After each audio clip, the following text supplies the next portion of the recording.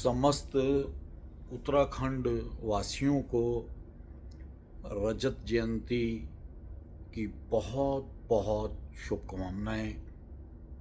25 वर्ष का उत्तराखंड हो गया है और इस 25 वर्षों में आपने हमने उत्तराखंड के बहुत उतार चढ़ाव देखे।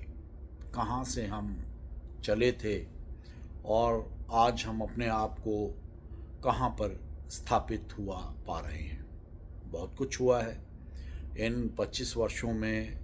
उत्तराखंड पर जनसंख्या का दबाव भी बढ़ा है, विकास के कार्य भी हुए हैं और जो हमारे प्रदेश की मूलभूत सुविधाएं थी उनमें इजाफा होने के साथ साथ ही इस प्रदेश के इंफ्रास्ट्रक्चर के ऊपर अभूतपूर्व कार्य हुए हैं और जिसका सीधा सीधा क्रेडिट केंद्र सरकार को जाता है, राज्य सरकार को जाता है। अभी 3 दिन का विशेष सत्र इस रजत जयंती वर्ष के उपलक्ष्य में मनाया गया और उस सत्र का शुभारंभ हमारी माननीय राष्ट्रपति महोदया जी ने आके किया।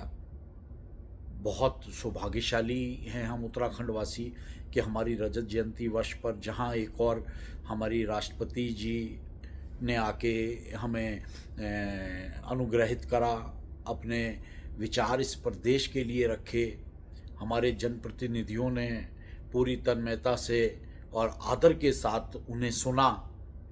और वहीं अब हमारे माननीय प्रधानमंत्री जी रजत जयंती वर्ष के लिए उत्तराखंड में समारोह में आ रहे हैं।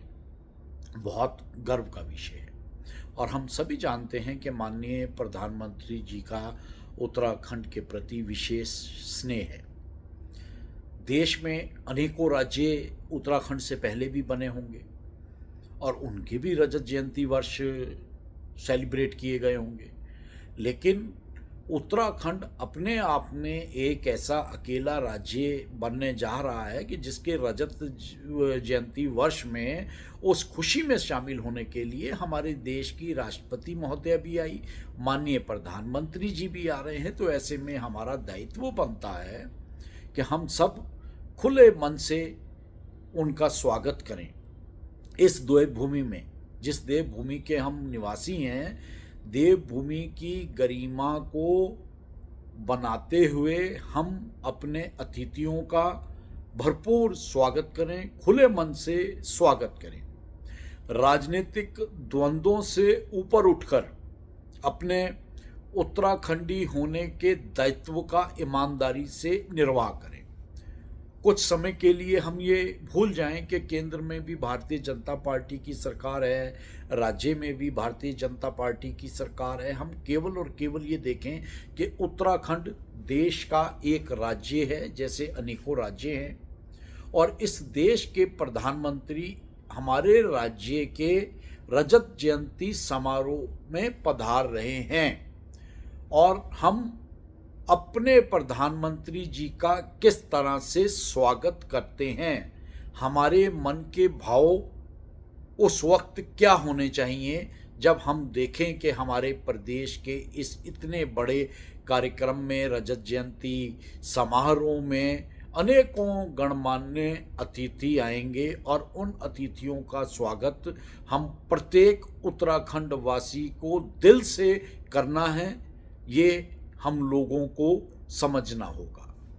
राजनीति तो चलती रहती है, लोकतंत्र में राजनीति के बिना भी कुछ नहीं होता, लेकिन जब राजनीति समाज हित की होती है, प्रदेश हित की होती है, राष्ट्र हित की होती है, तो निश्चित तौर पर उस अच्छी राजनीति का और उन निर्णयों का लाभ हमारे आने वाली पीढ़ियों को भी मिलेगा।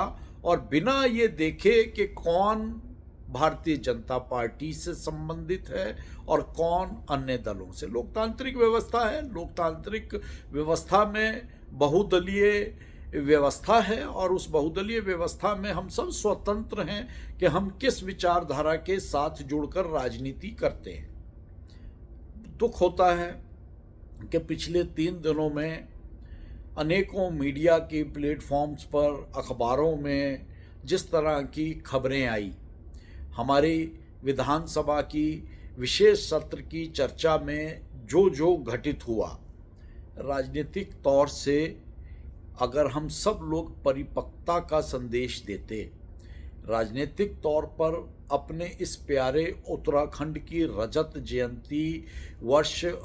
जयंती के समारोह जो 2 तारीख से स्टार्ट हो गए हैं और 12 तारीख तक निरंतर राज्य में अलग अलग क्षेत्रों में, अलग अलग ब्लॉकों में, अलग अलग शहरों में, जिलों में निरंतर चल रहे हैं और जनता में एक उत्साह भरने का काम कर रहे हैं। तो ऐसे में हम कुछ समय के लिए आपसी द्वंद्व भूलकर, आपसी जो हमारा भाईचारा है उसे प्रदर्शित करें, राजनीतिक रूप से अपनी महत्वाकांक्षाओं को कुछ समय के लिए हम एक तरफ रख दें और केवल मन में एक भाव लेकर चलें कि हमारा उत्तराखंड अगले 25 वर्षों तक इतनी तरक्की करे कि हमारी आने वाली पीढ़ियों के सुखद भविष्य की एक अच्छी नींव की शुरुआत हम सब उत्तराखंड के नागरिक मिलकर करें।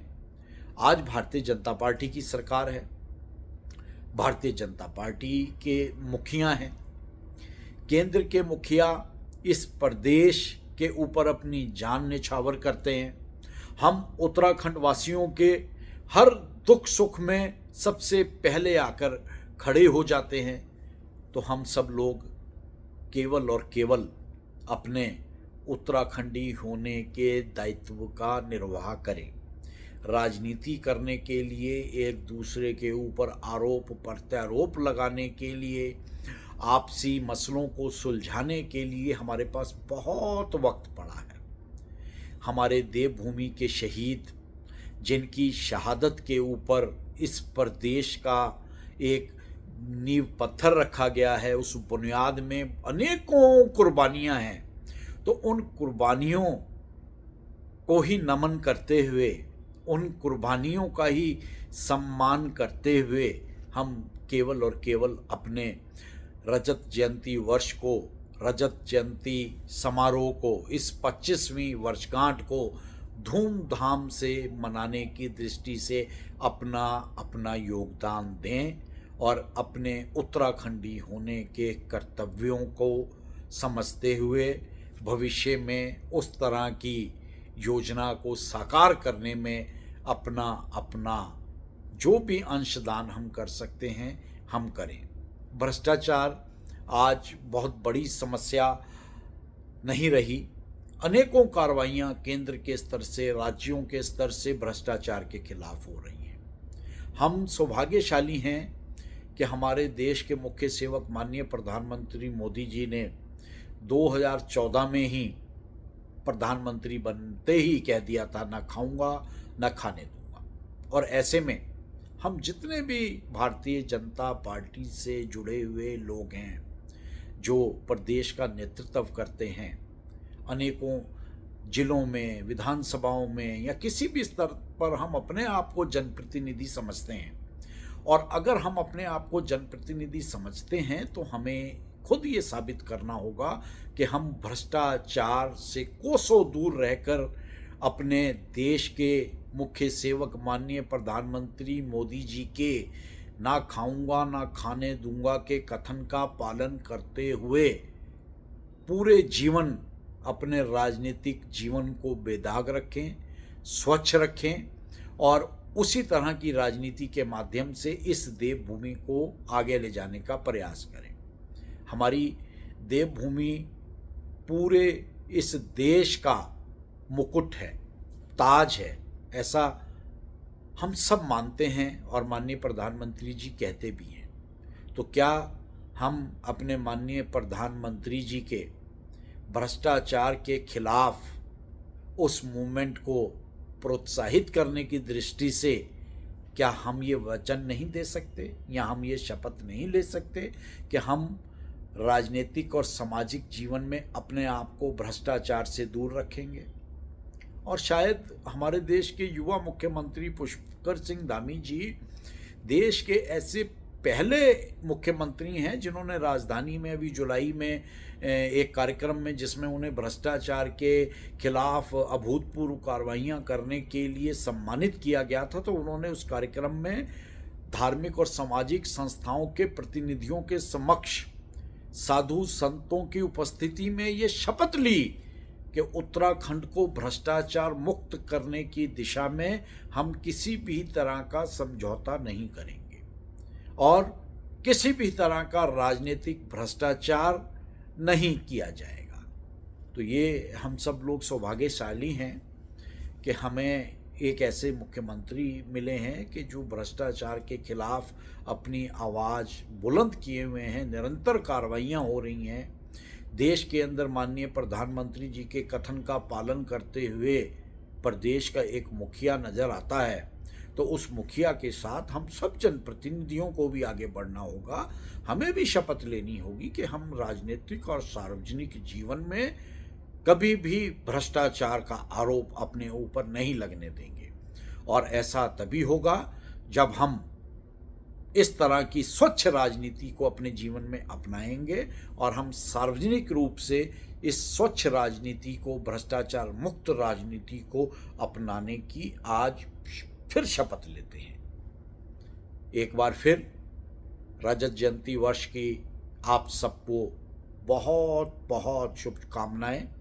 आइए रजत जयंती के कार्यक्रम 9 नवंबर को हम सब लोग मिलकर मनाएं। अपने देश के मुख्य सेवक माननीय प्रधानमंत्री जी का दिल खोलकर स्वागत करें और अपनी इस देवभूमि के भविष्य को सजाने संवारने की दिशा में जो भी प्रयास हम सब लोगों से ईमानदारी से होंगे, हम सब लोग करेंगे और आपसी प्रेम और भाईचारे को किसी भी हालत में टूटने नहीं देंगे। अपने उत्तराखंड को गढ़वाल कुमाऊं में नहीं बंटने देंगे, पहाड़ मैदान में नहीं बंटने देंगे, क्षेत्रवाद में नहीं बंटने देंगे। हम सब उत्तराखंडी हैं और हम सब उत्तराखंडी मिलकर अपने उत्तराखंड को बनाने, सजाने, संवारने में अपनी अपनी भूमिका को पूरी ईमानदारी से निभाने का वचन देंगे। जय उत्तराखंड, जय भारत।